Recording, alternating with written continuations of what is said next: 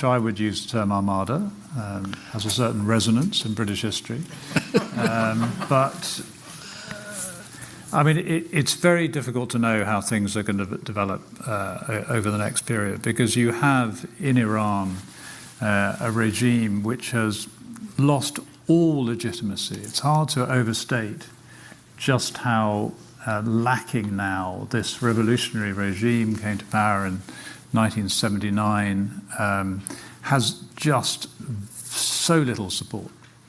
And it has what in the British system might be called a payroll vote. You know, people who are in working, particularly in the security services, you know, will because it's in their interest, will hang on in there. And of course, we've seen their preparedness to kill thousands of unarmed protesters over the last few weeks. And it has been, you know, we may never find out how many people were slaughtered on the streets. And these were people just going out to exercise the sort of rights that we in the UK and in the United States would hold very, very dear indeed.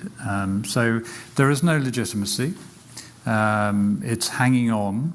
It has a willingness to use violence against its own population, which keeps it in power. But eventually, it will fall because it has nothing to offer its own people. We will see over the next few weeks what's happened. The regime has an obvious opportunity to pivot to diplomacy. And if they were prepared to be very, very clear about their willingness never to go for a nuclear weapon, and to do what is required in a negotiation around enrichment levels, and do something on their missile program, then there might be a deal available for them. But I don't see any sign of them engaging seriously in that. Regime change is a notoriously difficult issue, and I've already referred a couple of times to Iraq.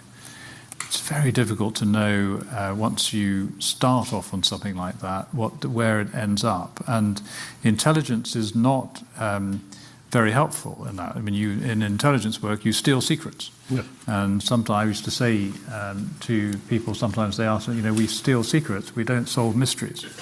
And this one has, I'm afraid, an unavoidable element of uncertainty and mystery about what